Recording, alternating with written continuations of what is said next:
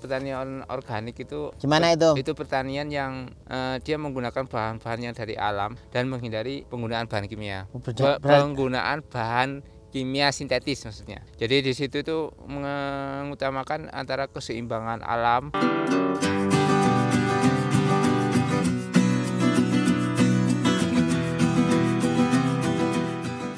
Ngopi dulu. Ini bukan di lahan kita, Om ya? Ini bukan lahan kita. Kita ini mencoba cari suasana lain. Oke, kita melanjutkan tentang yang pertanian organik gitu ya. Kita bahas tentang konsep pertanian organik. Kita juga nggak terlalu tahu tentang masalah organik ya nih. Iya. Tentang aslinya konsepnya kayak apa gitu. Iya, itu kan sama-sama belajar. Mungkin kita ya juga baru tahu aslinya seperti apa itu ya. Pertanian organik itu dari referensi yang ada ya. Itu gimana itu? Itu pertanian yang dia menggunakan bahan-bahan yang dari alam dan menghindari penggunaan bahan kimia. Penggunaan bahan kimia sintetis maksudnya. Jadi di situ tuh mengutamakan antara keseimbangan alam, bukan cuma di pertaniannya aja. Jadi semacam terintegrasi gitu loh. Termasuk keseimbangan di alamnya pertanian itu di sekitar itu sama manusianya juga kan masuk dalam rantainya. Jadi gitu. Kesehatan manusia juga diperhatikan, terus keseimbangan alam juga diperhatikan, terus keberlangsungan juga diperhatikan. Itu mungkin konsep pertanian organik. Pertanian yang kembali ke masa lampau. Kalau dibilang kembali ke masa lampau, ya betul sih, tapi ya? Enggak 100% betul ya. Betul lah. Meniru nenek moyang yang dulu. Betul. Itu loh. Tanam gobes katanya bibit kan kalau kayak apa katanya Mbak itu bibit gobes senggai, tinggal tanam tapi langsung tumbuh bagus. Terus tanpa penggunaan pestisida dulu ya. Udah dikasih pupuk hijau-hijauan itu katanya udah bagus gitu loh. Sama Wonogrio itu masih ada. Gobes Wonogrio sampai sekarang masih ada ya. Nah, itu ya organik juga itu mengutamakan varietas lokal karena proses alam di situ kan. Kalau misalnya sudah cocok hawanya apanya udah cocok di situ. Kalau bibit unggul itu kan sudah situ ada aplikasi pestisida sejak awal gitu. kan. Iya. Jadi betul. perlindungan benih itu kan sudah ada penggunaan pestisida. Kita ngomong masalah konsep pertanian organik bukan berarti kita petani organik murni kan? Murni bukan. Kita nggak ikut apa mazhabnya petani organik murni sama petani kimia. Kita di luar kerumunan mereka lah. Kita bukan di kerumunan petani organik murni sama petani kimia murni. Maksudnya dalam prakteknya kita kan mix kan. Ya. Mau murni masih kesusahan Om. Kesusahan ya, terus terang kesusahan. Tapi sini kita membahas konsep pertanian organik itu kan dalam rangka kita punya wacana ke depan itu seperti apa sih pertanian organik gitu. Kalau balik ke nenek buyut kita dulu itu kan memang pertanian organik itu kan benar-benar dibuat itu dari alam, memang semua diambil dari alam ya. Jadi sampai mereka membuat sebuah siklus pertanian semacam ada simbiosis mutualisme, saling menguntungkan ya. Jadi situ mereka nenek moyang kita dulu terus sudah membangun siklus pertanian organik, membangun siklus di pinggir-pinggirnya itu ya. Ada rumput untuk pakan sapi atau pakan kambing. Terus itu kambingnya kan itu kotorannya itu nanti kembali ke lahan itu kan situ.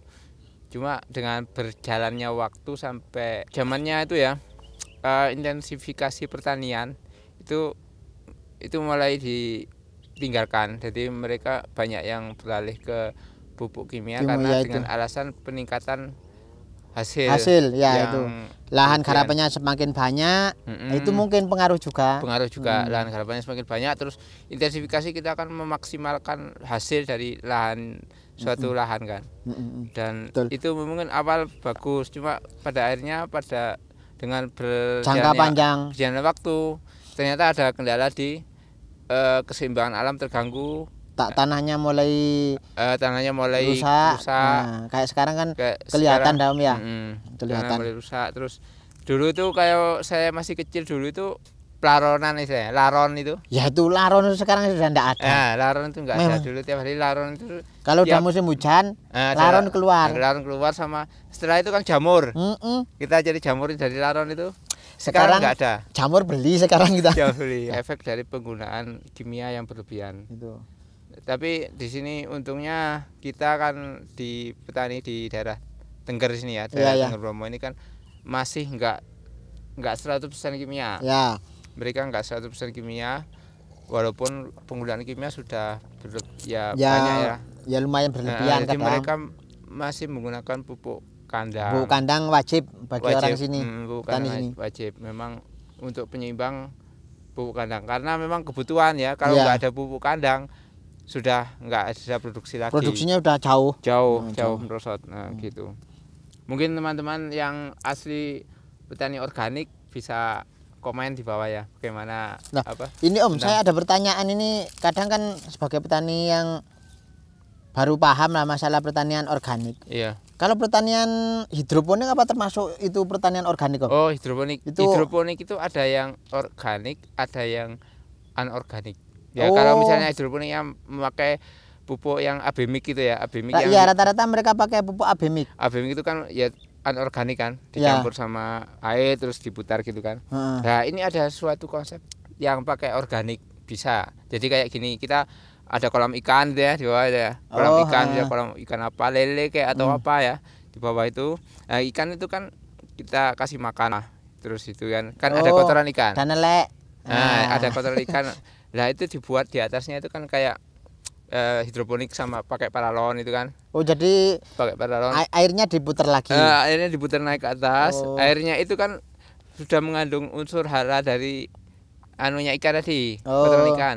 Dari situ diambil dari tanaman. Dari situ ada simbiosis mutualisme antara tanaman sama ikan. Itu salah satu dari siklus pertanian organik situ. Termasuk siklus itu, tapi dalam skala hidroponik dia menggunakan. Jadi tidak semua hidroponik itu organik ya? Enggak semua. Ya, kalau enggak semua sama. Yang saya tahu banyak yang apa? Oh, kalau udah hidroponik itu berarti organik. Enggak itu. Jadi selama masih kita menggunakan pupuk kimia itu masih bukan organik. Belum organik murni lah, walaupun dibilang organik kan kita menggunakan bahan organik juga organik, tapi kalau organik murni asli organik tanpa penggunaan bahan kimia itu baru bahan kimia sintetis ya. Iya. Itu masih belum organik murni. Oh, begitu. Gitu. Terus gini, ada lagi kalau di sini gini, untuk setelah konsepnya seperti itu ya. Untuk wacana ke depan kita kalau misalnya mau beralih ke organik murni atau apa itu. Sebenarnya saya punya gambaran gini. Kayak apa itu gambarannya? Gini. Jadi ada beberapa varietas ini yang itu bisa kita kelola dengan menggunakan bahan organik murni semua. Kita menggunakan organik semua masih bisa digunakan lah. Misalnya gini, kita kita varietas salah satunya Walusium. Oh ya, Walusium. Labusium itu istilahnya pokoknya kita taruh berkembang sendiri kan ya. Ditaruh lah, langsung pokoknya dikasih apa itu anjang atau apa itu ya. Anjang. Kadang kita yang di tepi hutan itu kan kita tanam nanti merambat sendiri. Itu termasuk organik ya. Jadi kita cuma kasih bahan-bahan organik misalnya dari rumput-rumputan itu kompos. Oh iya mungkin betul. Kompos yang ditaruh situ terus itu udah besar sendiri kan. Nah, itu tanpa kita ngasih pestisida pun juga sudah bagus memang. Itu asli konsep pertanian organik bisa tapi kita melihat komoditas. Kalau kentang kayaknya masih belum ya, susah belum bisa. Selain waluh itu apa yang di rumahnya siapa, Mbah Weng ya. Nah, itu kan ada apa yang ada buahnya itu loh, gini-gini itu loh, apa merah-merah itu loh. Oh, terong Belanda. Terong Belanda itu bisa organik. Merah, buahnya gini, bukan gini, kayak bingung kayak gini kalau gini. Kalau metik kan gini. Ya, terong Belanda itu bisa Belanda, ya. Itu bisa. Itu organik itu. Terus ada lagi kalau sayuran itu kalau selada keriting itu cenderung gampang. Selada keriting gampang ya? Soalnya Ulat tuh enggak ada di sana Oh, itu. enggak ada ya. Beda kalau sawi itu masih ada ulat. Kalau kerada itu enggak ada. Kan atau mungkin gini, sayur umur pendek itu mungkin masih dimungkinkan organik mungkin ya. Saya pernah tahu itu saudara saya itu apa? Kangkung. Jadi di bawahnya kangkung itu ada baknya itu diisi ikan. Di atasnya itu ada kangkungnya. Kangkung kan cepat panen. Apa itu juga termasuk organik Om ya? Organik, itu organik kasih makan dari bahan-bahan organik juga kan. Oh, daun-daunan juga. Ya kayak gitu kan, itu ada siklus kan ya. Iya ya, siklusnya. Oh gitu. Jadi masih ada, walaupun zamannya seperti ini, masih ada yang tidak butuh perlakuan khusus, langsung kita tanam kayak apa? Kayak labu siam tadi Om ya, masih termasuk organik ya. Labu siam juga labu yang besar itu ya organik juga. Organik juga. Ada lagi perlakuan yang agak kita pakai greenhouse atau greenhouse. Itu dimungkinkan bisa organik, kayak misalnya kita tanam tomat di greenhouse. Dengan perlakuan khusus kita. Konsepnya kan kita di residu kan kalau gitu, kalau penjualan.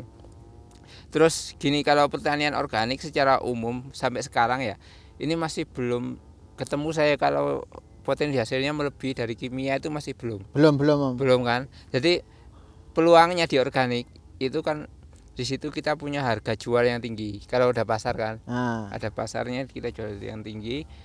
Baru itu ada mungkin ada bahasa kromonggilnya itu benefit lah. Wah, gitu. Ada benefit bagi petani, itu bahasa kromonya ya. Kerambilnya ya. Kromonggil tidak seperti itu. Itu bagi petani. Jadi berarti ini masih ada kendala mungkin menurut saya itu di pasarnya. Pasar itu. Jadi mungkin sebenarnya pasar organik itu banyak di Indonesia. Cuma kita nggak tahu itu organik atau enggak, itu kadang-kadang masih rancu kan. Itu loh. Nah, misalnya kita buat sebuah tanaman kebun gitu ya. Kita ini organik, terus ada orang yang order, memang dia tahu ini benar-benar organik, baru mungkin konsumen percaya. Tapi kalau sudah di etalase mana supermarket itu ya organik gitu kan, kadang-kadang kita masih bingung itu apa ini benar-benar organik kayak gitu kan. Kadang soalnya apa, dari bentuknya aja kalau yang organik kan enggak sama kayak yang apa, yang biasa. Misalnya tomat kalau organik biasanya kan yang kecil Om. Oh, kalau yang banyak pupuknya, kimianya kan memang bisa besar-besar itu ya. loh. Terus orang cenderung suka yang besar-besar itu. Iya. Oh ya guys. Sementara bahasan kita itu dulu ya. Jadi kedepannya kita akan membahas tentang siklus pertanian organik. Ya. Jadi membangun siklus pertanian organik itu seperti apa. Walaupun di sini kita juga bukan pelaku sih, cuma kita akan melihat beberapa petani yang menggunakan siklus itu ya. Dia ternak sapi atau kambing di lahan, terus dia olah, masih ada kan? Banyak kalau di sini masih banyak kan? Nah, itu siklus pertanian organik, kita bahas di video berikutnya. Ya. Kita pulang ini ya. Kita menikmati dulu ya, itu. Mumpung libur ini. Itu Bromo kan balik situ kan? Bromo di balik sana itu. Oh iya. Itu pucuknya batok itu. Oh itu masa. Itu muncul sedikit itu ya. Itu. Walah, itu kelihatan